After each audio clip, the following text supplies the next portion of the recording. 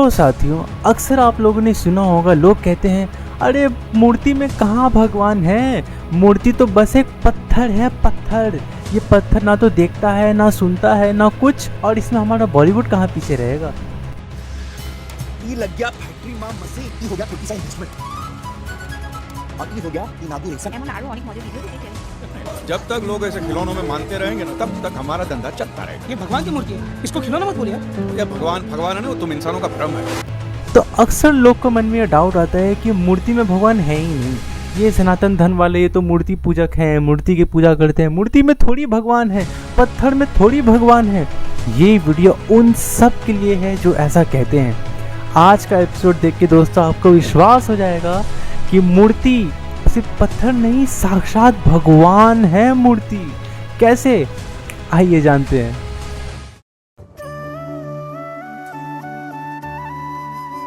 वो दोस्तों, तो आप सबका स्वागत है हमारी द श्री कृष्ण सीरीज के एपिसोड नंबर 5 पे।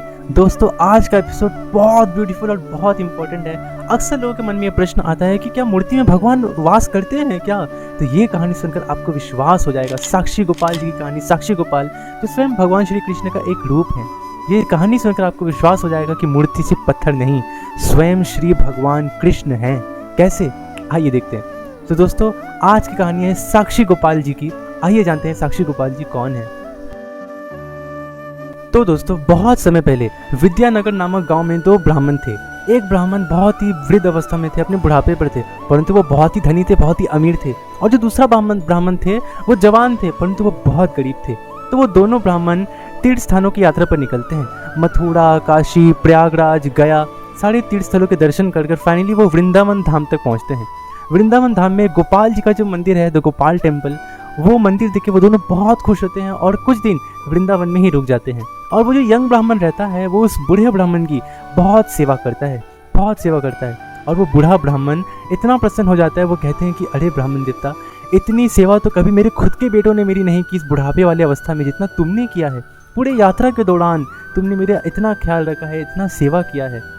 फिर वो जवान ब्राह्मण जो रहते हैं वो कहता है कि अरे आप तो कृष्ण के भक्त हैं, आपकी सेवा करना तो मेरा धर्म है। और वो बूढ़ा ब्राह्मण इतना खुश हो जाता है, वो उन्हें एक वचन देता है कि तुम्हारी इस सेवा से मैं बहुत खुश हुआ हूँ, बदले में मैं तुम्हें वचन देता हूँ कि मैं अपनी बेटी की शादी तुम्हारे साथ कराऊंगा।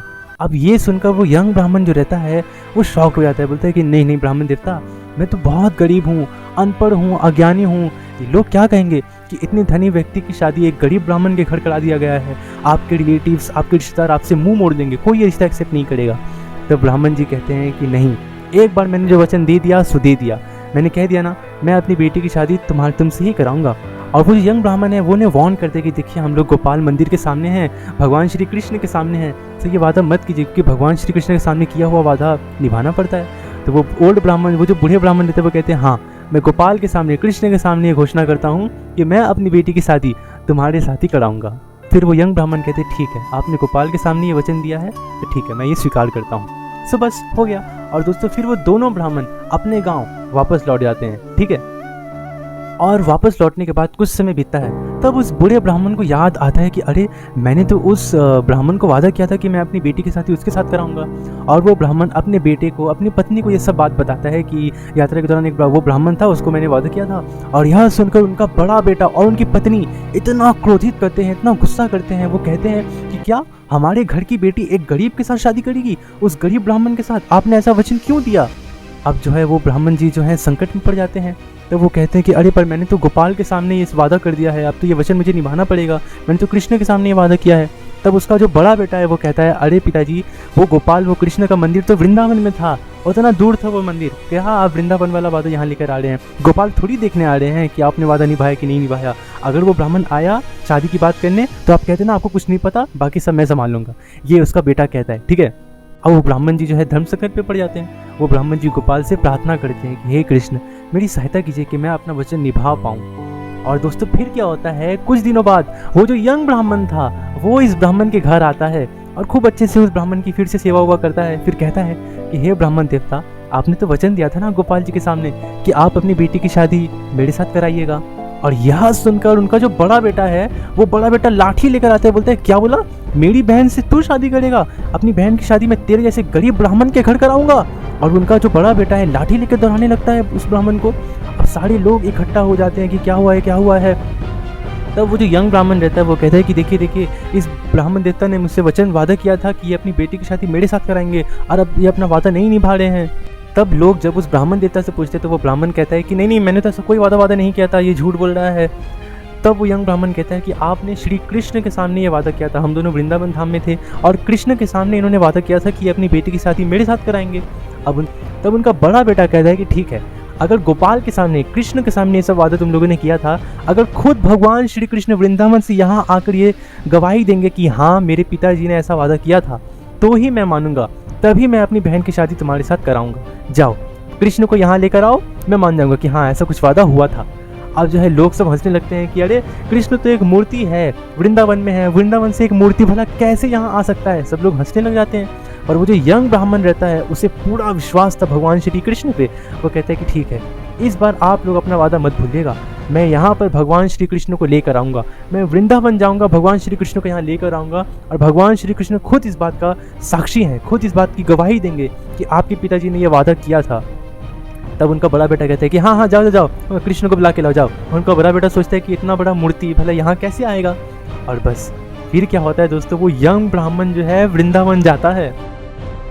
फिर दोस्तों वो ब्राह्मण जी वृंदावन धाम को वापस जाते हैं और वृंदावन धाम में उसी गोपाल मंदिर पर जाते हैं जहाँ उन्होंने ये सब वादा किया था उन लोगों ने।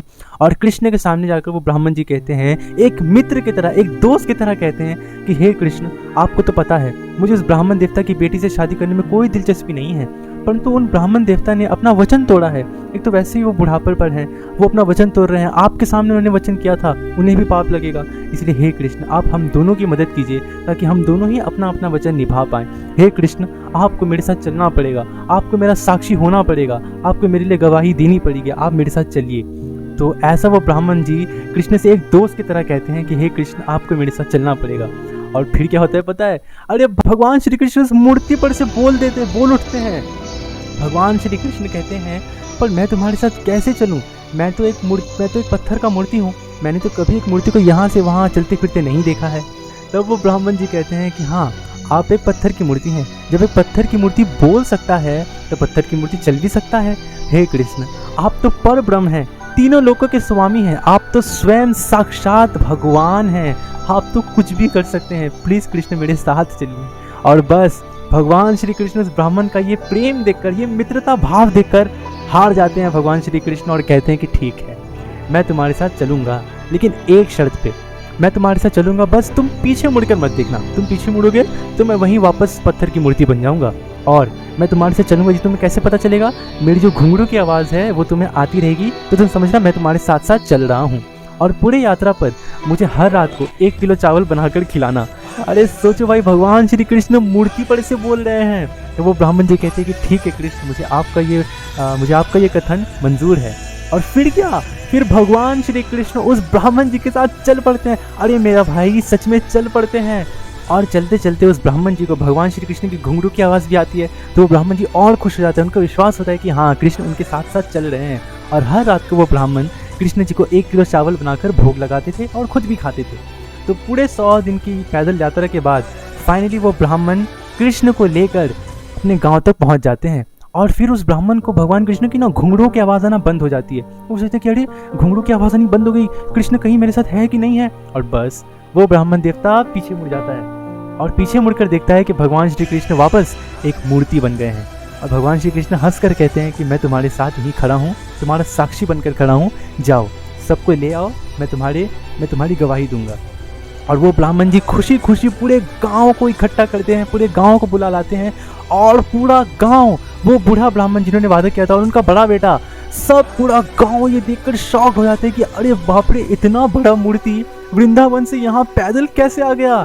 और सब कोई भगवान श्री कृष्ण के चरणों को नमन करते हैं, प्रणाम करते हैं।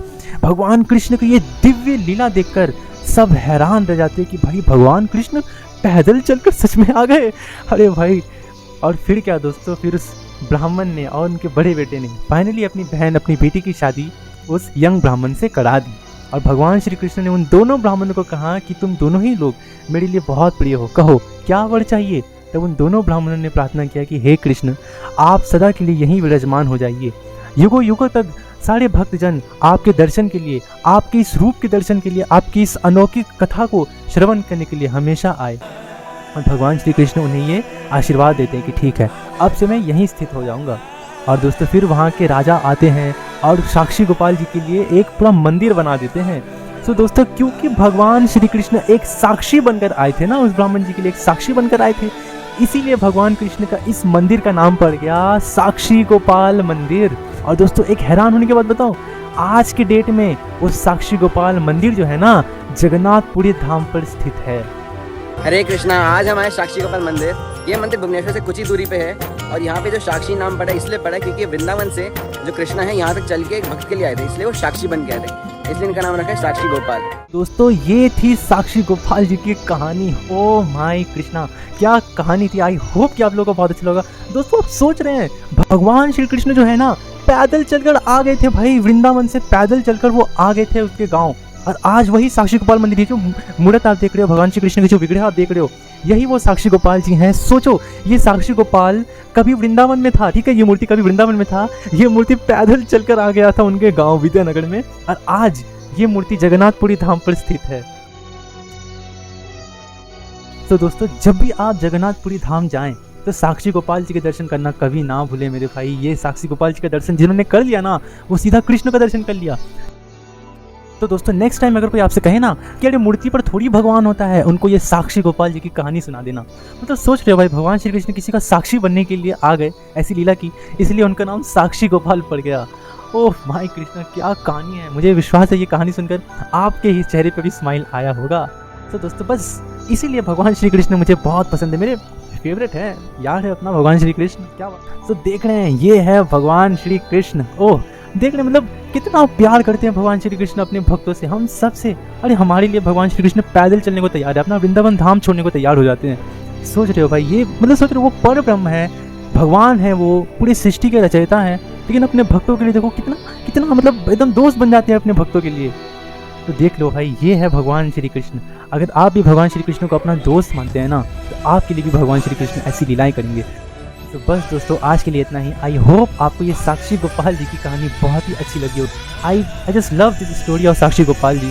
और मुझे यकीन है कि ये कहानी सुनकर आपके दिल में भी भगवान श्री कृष्ण के प्रति प्रेम जगा होगा। और यही हमारा मिशन है, हर दिल में भगवान श्री कृष्ण के प्रति प्यार जगवाना, हर घर में भगवान श्री कृष्ण के प्रति भक्ति लाना, यही तो हमारा मिशन है। बस दोस्तों आज के लिए इतना ही। आई होप आपको ये एपिसोड बहुत ही अच्छा लगा होगा। तो जोर से बोलिए साक्षी गोपाल जी की जय, श्रीला प्रभुपाद जी की जय, हरे कृष्णा, भारत माता की जय।